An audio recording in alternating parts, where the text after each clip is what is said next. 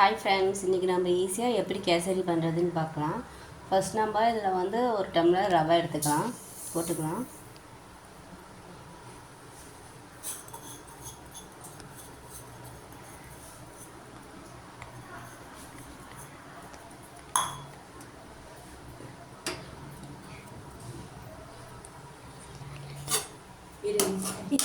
ஈரமாக இருக்குடா, ஈரக்கரண்டி எதுக்கிட்ட வச்சேன்?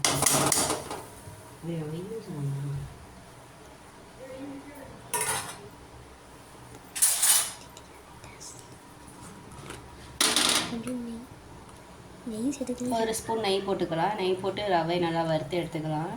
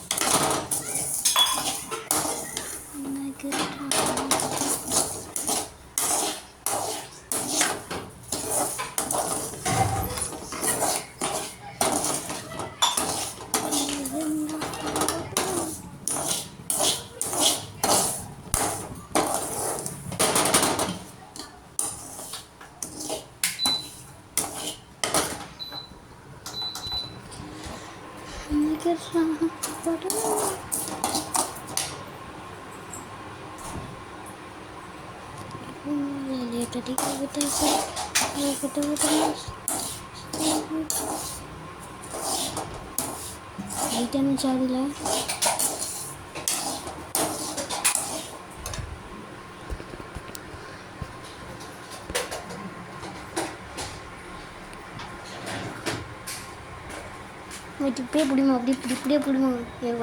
நான் ஒரு ரெடி பண்ணிட்டு வரேன். இப்படியே பிடிமா விட, இப்படியே பிடி. நான் போய் நான் ஒரு சொன்னேன்ல, அதை பண்ணிட்டு வரேன்னா சரி. நிற்க முடியலம்மா, காலை தூக்கி நிற்க முடியல. அப்படியே அப்படியா போயிட்டு காலி லூசு மெட்டு.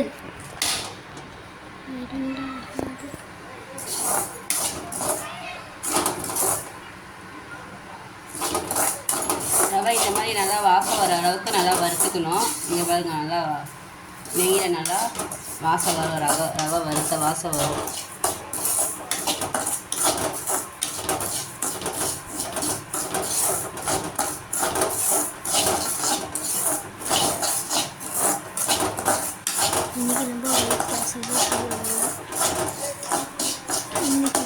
இன்றைக்கி நம்ம ஒயிட் கேசரி தான் செய்ய போகிறோம். எது கலரில் எது ஆட் பண்ணுறாங்க, ஏன்னா கலர் எதுவும் வீட்டில் இல்லை. அதனால் கலர் வந்து நம்ம ஆட் பண்ணக்கூடாது. நான் எப்பயுமே என்னோடய குழந்தைங்களுக்கு ஒயிட் கேசரி தான் பண்ணி தருவேன். அதனால் இன்றைக்கி வந்து நம்ம ஒயிட் கேசரி தான் பண்ண போகிறோம். ஓகேங்களா? இது ஓரளவுக்கு ரவை நல்லா வறுத்துருச்சு. இது தனியாக ஒரு பிளேட்டில் மாற்றிக்கிறாங்க. நான் செய்கிற கேசரி ஈஸியாக தான் இருக்கும். ஆனால் இந்த மாதிரி ட்ரை பண்ணி பாருங்க.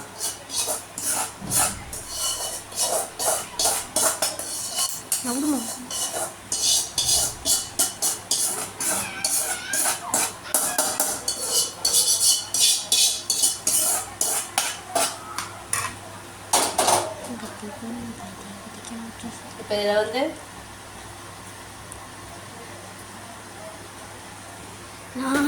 இப்போ ஒரு ஸ்பூன் நெய் போட்டுக்கலாங்க. நெய் போட்டு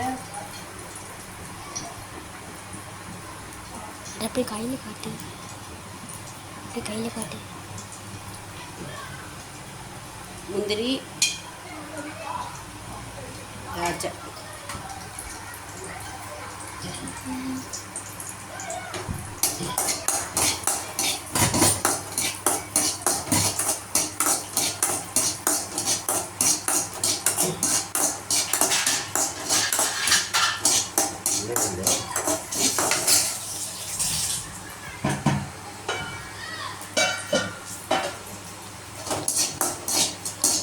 போடாதே.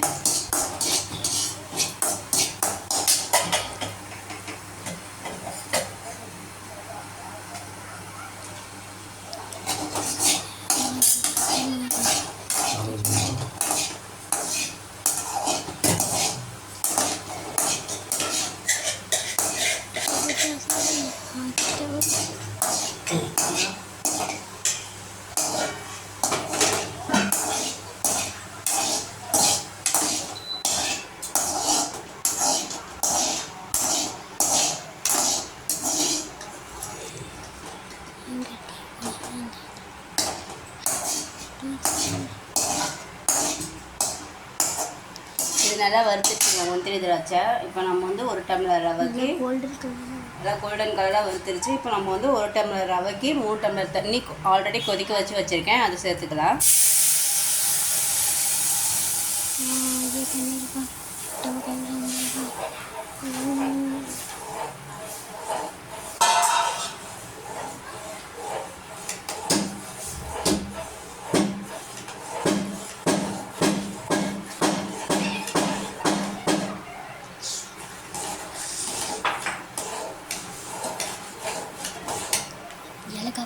ஏலக்காய் ஆட் பண்ணிக்கோங்க. நல்லா இடித்து சேர்த்துக்கோங்க.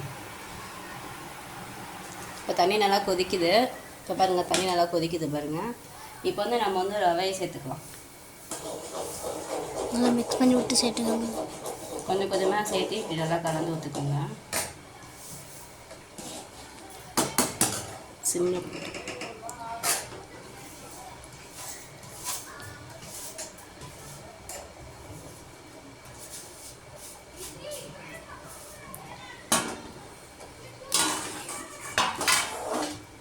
இது நல்லா இதாகட்டும்.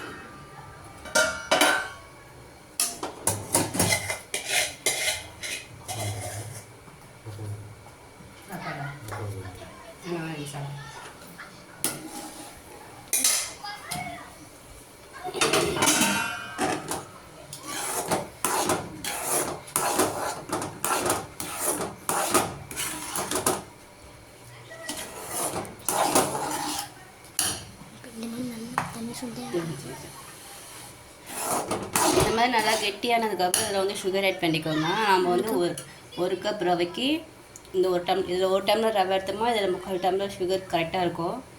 சுகர் அதிகமாக சாப்பிட்றதா நீங்கள் 1 டம்ளர் ஆட் பண்ணிக்கோங்க.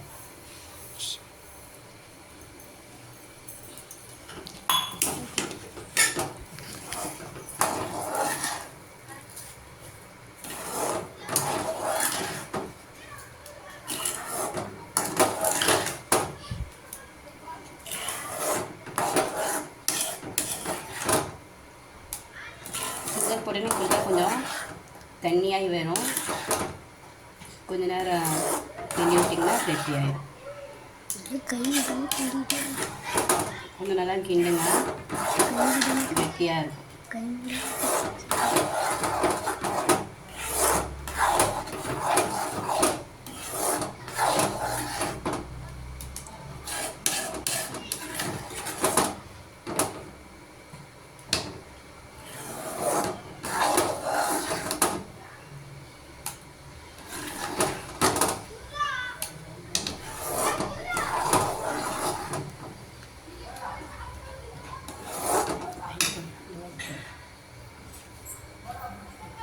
ஃபோன் பயங்கர ஹீட் ஆயிடுச்சுங்க. ஃபோன் பயங்கர ஹீட் ஆயிடுச்சு.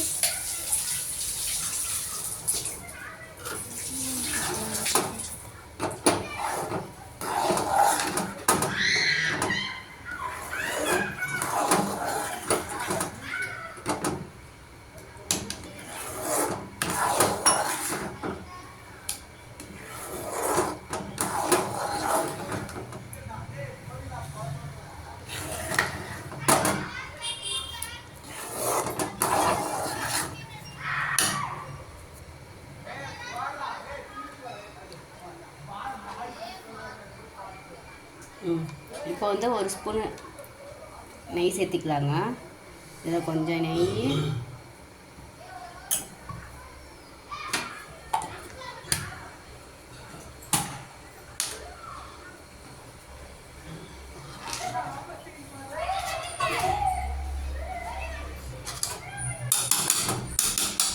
கொஞ்சம் ஒரு 2 ஸ்பூன் ஆயில் சேர்த்திக்கலாம். ஏன்னா நெய் நிறையா சேர்த்துனா கொஞ்சம் திகட்டுற மாதிரி இருக்கும்.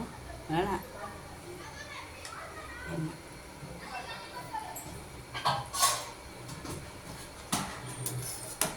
உங்களுக்கு என்ன வேணாலும் நீங்கள் நெய்யை ஃபுல் அண்ட் ஃபுல் யூஸ் பண்ணிக்கலாங்க.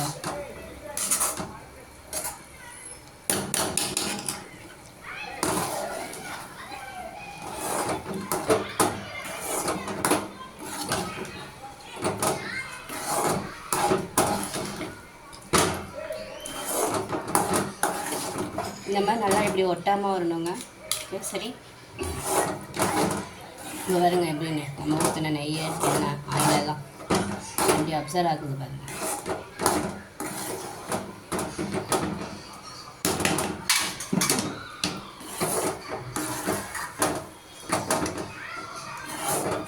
இது பாருங்க எப்படி பபுள்ஸாக வருதா?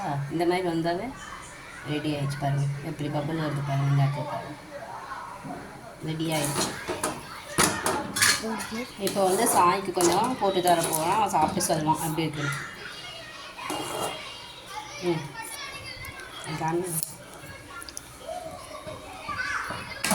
சாய் சாப்பிட்டு சொல்லு எப்படி இருக்குன்னு. வாவ், சூப்பராக இருக்கு.